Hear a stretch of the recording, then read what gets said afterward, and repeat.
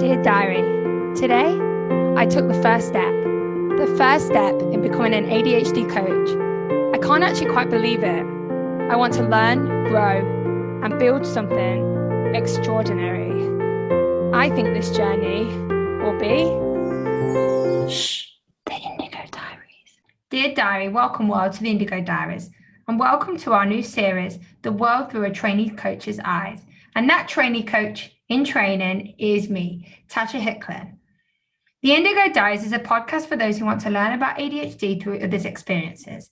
And in this series, you're going to be learning through my experiences of doing my coach training. So I welcome all you back. If this is your first time, then welcome. If it's your second time or third time, then welcome back. I'm really proud of myself as this is the exact week after I recorded my last one. And I'm really proud that I've actually kept to 2 consecutive weeks, and I hope to carry on. This week's been a lot more positive, a lot more calmer. But I just want to start with a typical story that happens to me a lot. Last week, I told you that my microphone audio dock had broken. So I ordered a new one. The sound wasn't, I apologize last week, the sound wasn't as great. I was really excited because it was coming today. It came today, I plugged it in and actually realized that the microphone was the thing that was broken, not the dock. So that is true, my nature. So I ordered a new one and it's on its way. So I do apologize for the sound might not be as great today, but I'm going to get straight into this because last week went really over because I ended up speaking for an intro for about 20 minutes. 20 minutes, not really. So this week is about ADHD and the statistics and about being ADHD being very unique. So this week was quite a big eye-opener for me. Kind of every week is an eye-opener for me because this is my life. This is a huge part of who I am, my identity. And for me, it really hit home. You know, when I was first diagnosed, I thought, wow, I'm the only one. Then I started Indigo and actually realized that there is many people out there. But seeing these statistics this week actually made me realize just how many.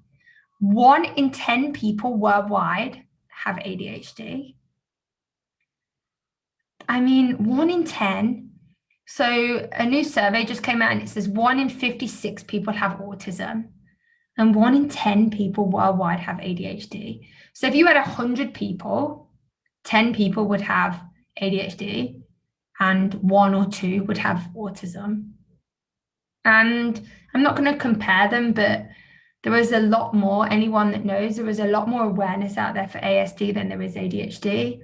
And this just really highlighted to me how much ADHD is probably one of the most prevalent common conditions throughout childhood and adulthood throughout the whole world. But there's just not enough knowledge, help, and expertise to people to actually get diagnosed. In different countries around the world, there was a study with 10 countries, and it ranged from 2% of that country's population to have ADHD to 18% around the world. I mean, that was just crazy to see the difference. And I'm going to talk about more about that later. And there is an estimate at the minute that 7.2% of the world population have ADHD. That's 129 million people. And that's not just diagnosed, that's also undiagnosed.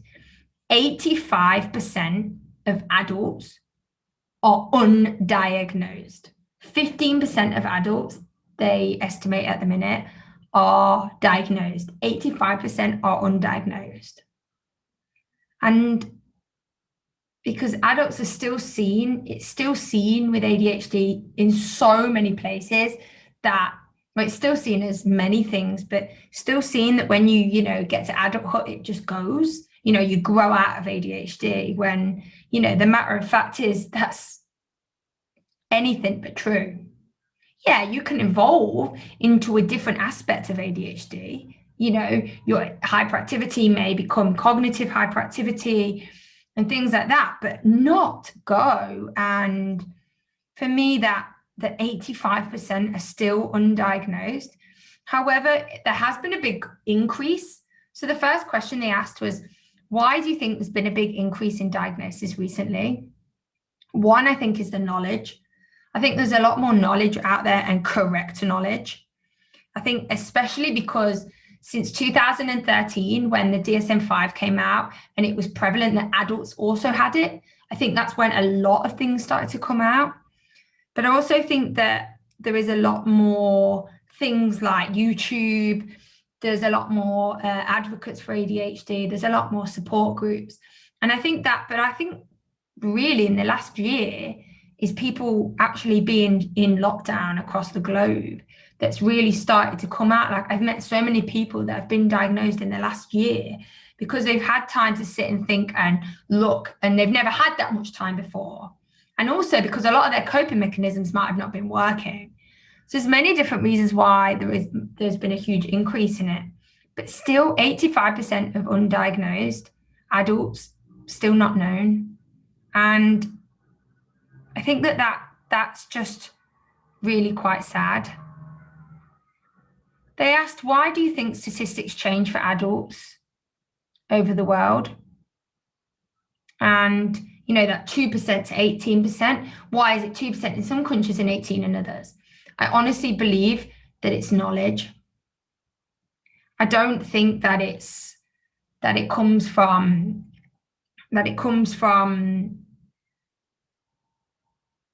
the actual people in that country that may have it or may not, because it's very unlikely that loads of people in America would have it, and then not many people in, I don't know, let's say where I am, Malaysia, would have it. It's acceptance, culture, experts, awareness is the number thing that I get. I feel that, you know, when it comes to America, they're very developed. I mean, it's still very much behind with the knowledge of ADHD, but it's probably the most developed country with knowledge and awareness for ADHD. And then you've got Europe, which is probably 10 years behind. And then you move further into the East. And that's not really my place to voice this yet. I will get there one day, but not yet. And I think that it's really, really important to really think about that where you are in the world matters, and what support and places are out there matter, because there could be people living for years and years with this condition, struggling, the impacts, the causes, and them never knowing who they are. And 85% is just like, and then 7.2% of the world population have ADHD. It's like you just want to shake the world and say, wake up, wake up. ADHD is real, it's here, and it's there. And I'm going to get on more to later about how people feel after they've been diagnosed and the changes it makes in their lives. But I can't be more honest and just say that for me, when I read 7.2% of the world population have ADHD, I cried, because there is still so much that we don't know, but also so much ignorance, so much other things. And I speak with a lot of passion because it's so important to me and to people that I know, and to be that many people, but that little knowledge. 1 in 10, 7.2% of the world. And out of the 100% of that 7.2% of the world, only 85% diagnosed. Now that is scary. But I feel like we're moving in the right direction. And I just hope that we keep going in that way. This is real. It's not going to go away. People really need to be helped. And, you know, that's one of the reasons why I'm here. So, you can't argue with numbers, can you? And seeing all the numbers, I mean, there was many, many more. I was very overwhelmed. But they were the ones that really shone out to me. So I wanted to share them. So I've got written here break. So I'm going to take a break for the first time. Last time I had to cut it, you probably noticed. So I'm going to take a break. And when we come back, we're going to be looking at the uniqueness of ADHD in every individual who has it. And we're out.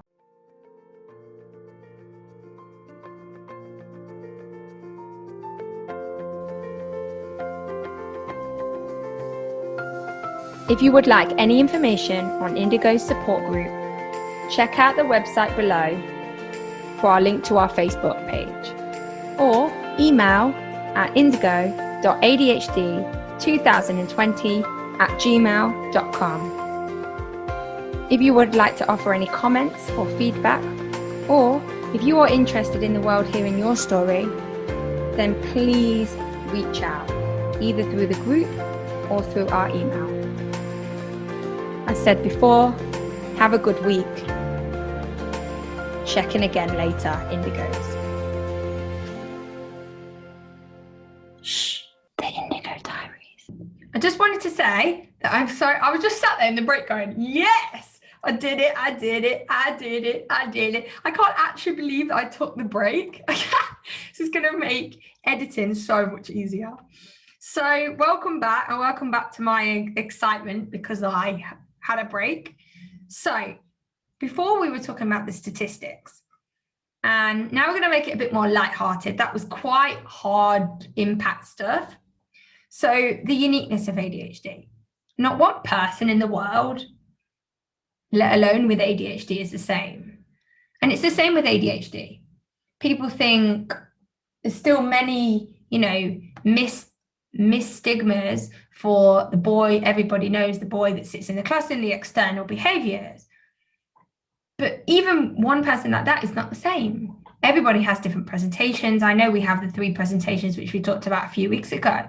But even with those different types, there is still so many differences. It's a bit like a potion. Everybody's ADHD is like a potion. And we have different ingredients, but also different measures. So I might be unfocused. Someone else might be unfocused. I might have really, really hard problems with my emotional regulation. Someone else might. But I might have more of that. They may have less. I may have more of the anger, more of the whirlwind.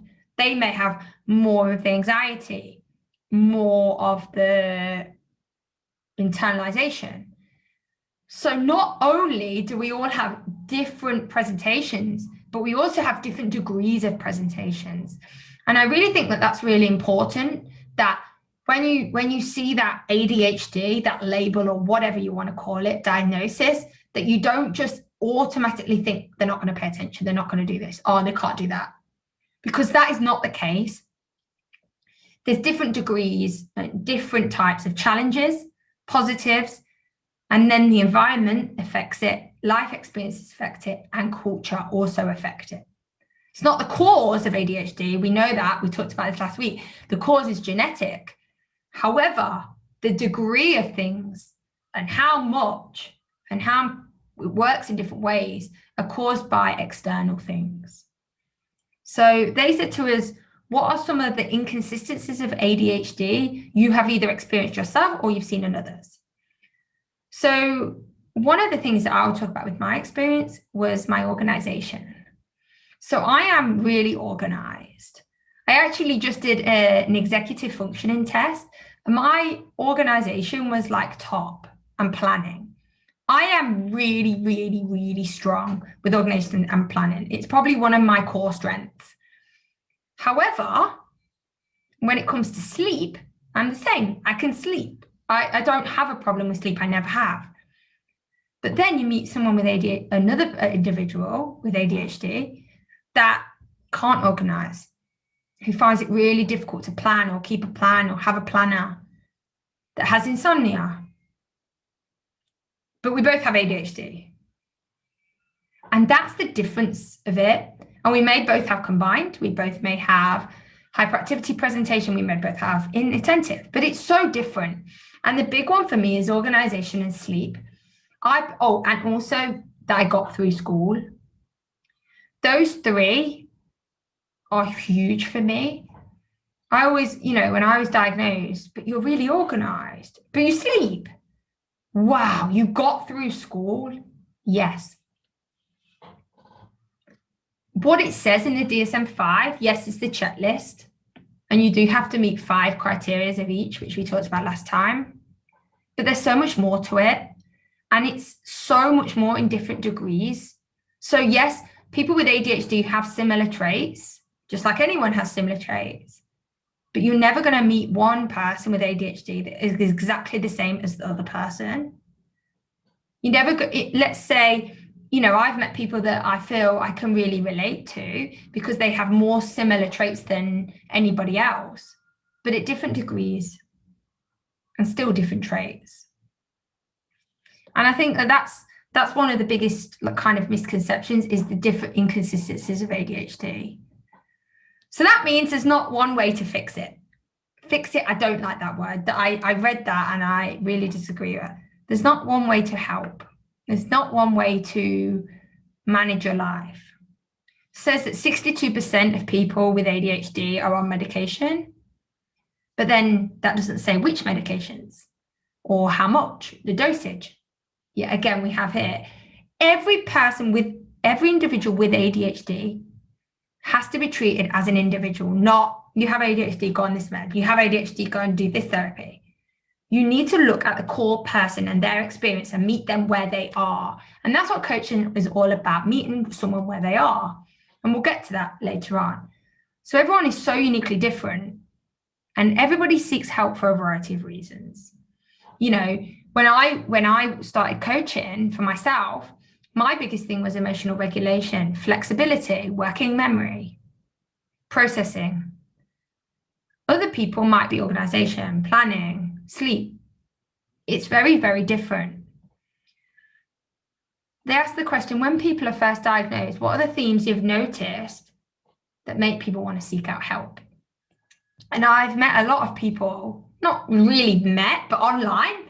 And I feel that a lot of people, when they first get diagnosed, go, oh, if only I was diagnosed 20 years ago. Or, why did no one pick this up? Oh, why have I wasted so long of my life? And I feel that a lot of adults with ADHD don't really sit with it. As soon as they get diagnosed, they want help straight away. And this might not be everybody's case, but I've seen this multiple times. It happened with me. As soon as I got diagnosed, I wanted help. I wanted to do something. Because why was the point of waiting? I've waited 27 years when I was diagnosed. Why would I wait any longer? But then I've met other people that don't want to hear it. So the themes for me of people have waited so long, so they want to seek out help. Everybody with ADHD goes through a process of kind of dealing with it and then wanting change. We'll go and talk about the change process later on in another episode, because I know that's coming up. And people want to change for many different reasons. But the main thing is, wow, I have this. Now I know. What am I waiting for? Is the biggest theme that I've seen. Is people going to get help straight away because why would they wait? And I know that that's what it was like for me. Then they ended the session talking about the strengths of ADHD. And we're going to get on to this later on. But I just really liked that people do this. Challenges, yes, is very important to look at. The DSM-5 is all about challenges. But what about the positives and strengths? People call it superpowers or things. Myself, I don't like that expression. I say strengths. And yeah, again, there's different intensities, different strengths. And it said, what is the difference of looking at your ADHD through a strength or through a challenge? And I think that in my own opinion, you need to look at both. Some people say you just need to look at strengths, but then how do you manage your challenges? If you look at your challenges, then you've got a very negative, biased opinion of yourself. So where's the line? For me, I feel like you should look at it both. Lead your life as the strengths, but understand your challenges and use your strengths for those challenges. Yes, look at your strengths. But if you look at the strengths and you don't consider your challenges, when those challenges appear, you won't know how to deal with them. So for me, look at your strengths, find your strengths and use them to help really, really help your challenges. And for me, strengths of ADHD, out of the box thinking, passionate, creative, driven, high spirited. I could go on and on.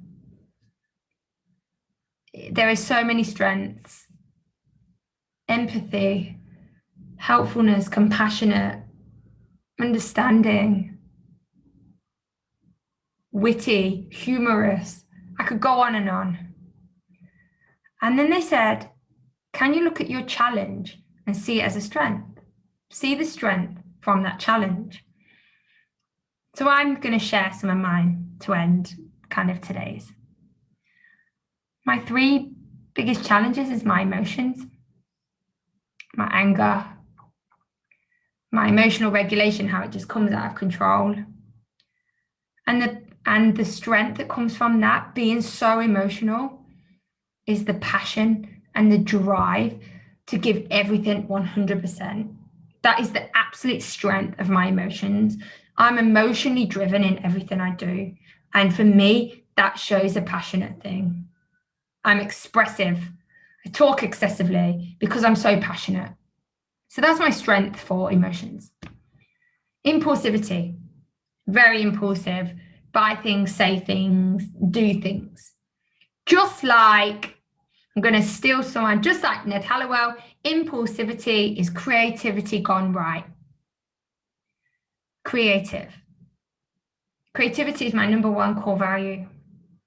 It's my number 1 character strength, and that is creativity.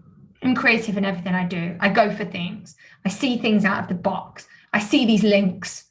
I try different things, and that's because I'm so creative. So my strength is creativity. The last one is hyperactivity. It's usually seen as a really negative thing.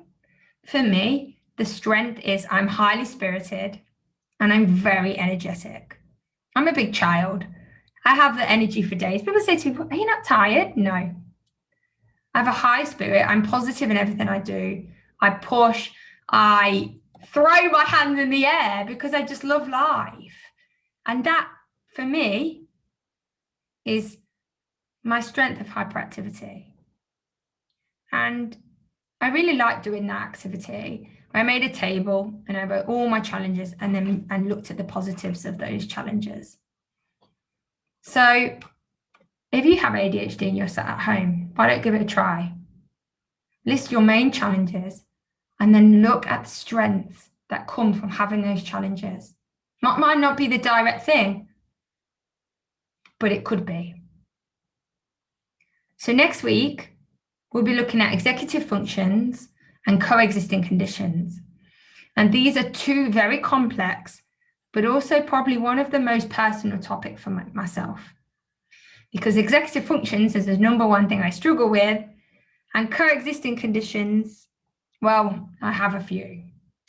So I look forward to going on that journey and verbal processing with you.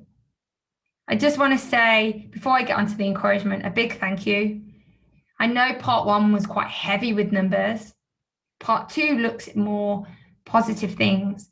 But I really think that sometimes it's important to see those numbers, to not concentrate on them, but to know that they're there, to know that 1 in 10 people are there, to know these things.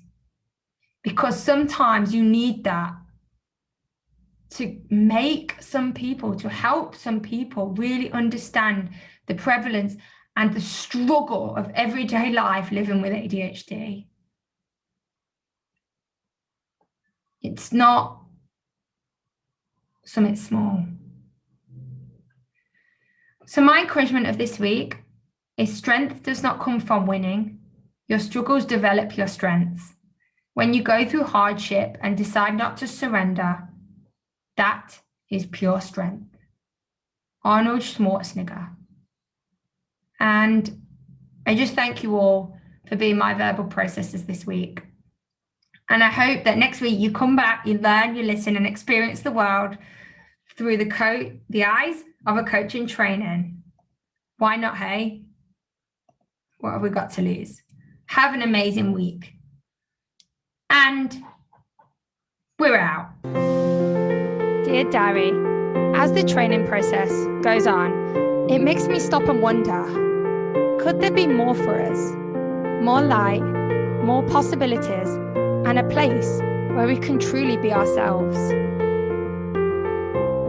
I think this journey will be